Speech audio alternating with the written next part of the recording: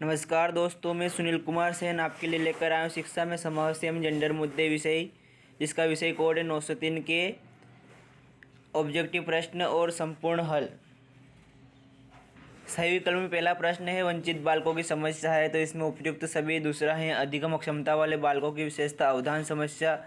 तीसरे विकल्प का आंसर है ध्यान का अभाव। चौथे विकल्प का आंसर है परिवार के प्रति समर्पण। पांचवें विकल्प का उपयुक्त सभी। प्रश्न क्रमांक 2 जिसमें रिक्त स्थान है, इसमें पहला आएगा प्रतिभाशाली, दूसरा बाल केंद्रित, तीसरा सन 1821, चौथा है सशक्तिकरण, पांचवा है सुविधादाता। प्रश्न क्रमांक 3 में पहले का है वंचित शब्द का अर्थ। वंचित शब्द का अर्थ है सामान्यतः वंचित शब्द का अर्थ बालक की आर्थिक, सामाजिक और सांस्कृतिक असुविधा से जुड़ा है। दूसरे प्रश्न का आंसर है समावेशी शिक्षा क्या है। यह उस शिक्षा व्यवस्था से संबंधित है जिसमें सामान्य छात्र एवं अक्षम छात्र एक ही कक्षा में एक दूसरे को सम्मिलित करके अध्ययन करते हैं। तीसरा प्रश्न है लेखन संबंधी अयोग्यता किसे कहते हैं। लेखन संबंधी अयोग्यता को डिस्ग्रेफिया के नाम से जाना जाता है। इस अयोग्यता के कारण छात्र नियमों का पालन न करते हुए खराब लेखन करने लगता है। चौथा प्रश्न है पितृसत्ता का अर्थ लिखिए। पितृसत्ता एक सामाजिक व्यवस्था है जिसमें पुरुषों को प्राथमिक सत्ता होती है। पांचवा प्रश्न है लिंग उत्पीड़न क्या है। लिंग उत्पीड़न लिंग के आधार पर स्त्री पुरुष में भेदभाव लिंग उत्पीड़न कहलाता है। चौथे प्रश्न है जेंडर की कोई एक परिभाषा लिखिए। जेंडर का अर्थ स्त्री या पुरुष होने की अवस्था से है, अर्थात नारीत्व या पुरुषत्व अवस्थिति से है। सामाजिक संदर्भ में इसका अर्थ पुरुषों एवं महिलाओं के बीच सामाजिक अंतरों से है। पांचवा प्रश्न है बेटी बचाओ बेटी पढ़ाओ से क्या तात्पर्य है। इसका आंसर है बेटी बचाओ बेटी पढ़ाओ से तात्पर्य भारत में घटते लिंगानुपात को कम करने के साथ साथ शिक्षा के क्षेत्र में नयारी शिक्षा के अस्तित्व में सुधार करने से है, जिसमें अशिक्षा का उन्मूलन संभव हो सके। प्रश्न क्रमांक 6 शारीरिक रूप से भिन्न बालकों के प्रकार। शारीरिक रूप से भिन्न बालकों के प्रकार दृष्टि विकलांगता, बोलने में विकलांगता, श्रवण विकलांगता, लोकोमोटर विकलांगता, मानसिक विकलांगता आदि। सातवां प्रश्न है शारीरिक विकलांगता की एक परिभाषा लिखिए। शरीर में किसी तरह की अपंगता या किसी भाग का सामान्य से अलग होना अर्थात कार्य न करना शारीरिक विकलांगता को दर्शाता है। उदाहरण के लिए अंधापन, लंगड़ापन आदि, जिनसे मनुष्य को सामान्य जीवन जीने में परेशानी होती है। प्रश्न क्रमांक 8 केंद्रीय श्रवण बाधिता क्या है। यह वह बालक होते हैं जो कि जटिल बाधिता से ग्रस्त होते हैं। इस प्रकार के बालक ध्वनि के बारे में जानते तो हैं परंतु इसका अर्थ नहीं समझ पाते तथा इनकी संप्रेषण समस्या काफ़ी गंभीर होती है।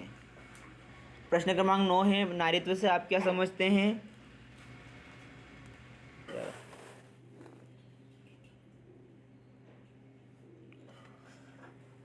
प्रश्न क्रमांक 9 है नारीत्व से आप क्या समझते हैं। नारीत्व आमतौर पर महिला और लड़कियों से जुड़ी विशेषताओं, व्यवहार और भूमिकाओं का समूह है जिसमें नारीत्व का गुण परिलक्षित होता है। प्रश्न क्रमांक 10 है पुरुष प्रधान समाज को समझाइए। पुरुष प्रधान समाज आप यहाँ से स्क्रीनशॉट लेकर उत्तर लिख सकते हैं।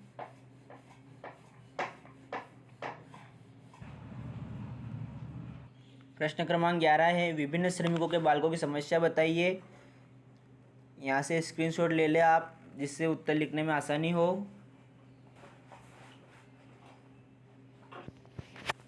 अगला प्रश्न है वाणी दोष के कारण लिखिए। वाणी दोष के कारण दे रखे हैं, आप स्क्रीनशॉट ले लें।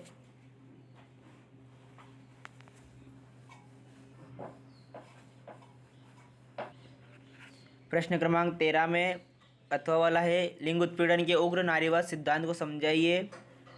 उसका उत्तर है, यहाँ से लिख लीजिए आप।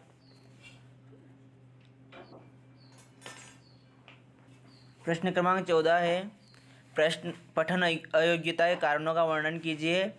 पठन अयोग्यता निम्नलिखित कारण स्पष्ट किए गए हैं, आप यहाँ से लिख लीजिए। प्रश्न क्रमांक 14। प्रश्न क्रमांक 15 है मंद बुद्धि बालकों की पहचान की विधियाँ लिखिए। ये नहीं लिखा है, इसके अथवा वाला लिखा है धीमी गति से सीखने वाले बालकों की विशेषता है, तो यहाँ से आप उत्तर लिख लीजिए। प्रश्न क्रमांक 16 है नारीत्व की विशेषताओं का वर्णन कीजिए। नारीत्व की विशेषताओं का वर्णन यहाँ पे कर रखा है, आप यहाँ से लिख लीजिए प्रश्न क्रमांक 16 का उत्तर। प्रश्न क्रमांक 17 में इसका अथवा लिखा है जेंडर संबंधी समानता में पाठ्य पुस्तकों की भूमिका का वर्णन। जिसमें पहला है अंधविश्वासों के उन्मूलन का विरोध, सामाजिक कुरीतियों का उन्मूलन, सांस्कृतिक विकास संबंधी समस्याओं का समाधान, सामाजिक अन्याय के उन्मूलन के लिए। आप यहाँ से लिख लीजिए। प्रश्न क्रमांक 18 है, बालिका शिक्षा की प्रमुख समस्याओं का वर्णन कीजिए। बालिका शिक्षा की प्रमुख समस्याएं आप यहाँ से लिख लीजिए। पहला है अंधविश्वास एवं कुप्रथाएं, उचित धारणा का अभाव, प्रबंध तथा व्यवस्था का अभाव। चौथा है बालिका विद्यालयों का अभाव।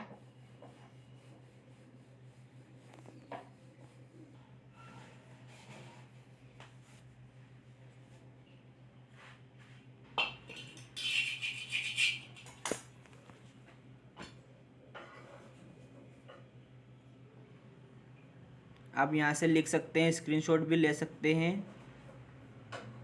प्रश्न क्रमांक 19 है, भारतीय पुनर्वास परिषद क्या है? भारतीय पुनर्वास परिषद के कार्यों का वर्णन। आप यहाँ से लिख लीजिए भारतीय पुनर्वास परिषद और इसके कार्य। शब्दों की सीमा के आधार पर उत्तर को लिख रखा है। आप संपूर्ण उत्तर को यहाँ से लिख सकते हैं।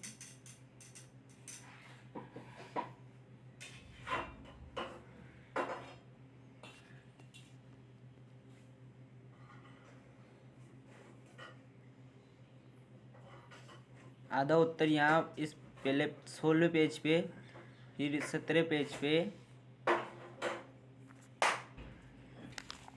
20वां प्रश्न है, पुरुषत्व के सकारात्मक पक्षों का वर्णन।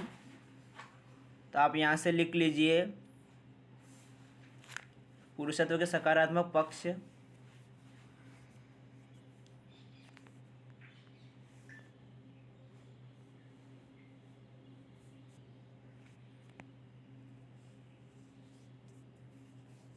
प्रत्येक उत्तरों को उनकी शब्द सीमा के आधार पर लिखे गए हैं।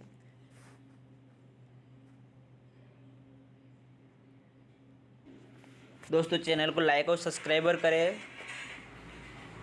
साथ ही बेल आइकन को प्रेस करें अगले वीडियो की नोटिफिकेशन पाने के लिए। अब जल्द ही एक दिन में आपको सभी उत्तर पुस्तिका को आंसर मिल जाएंगे।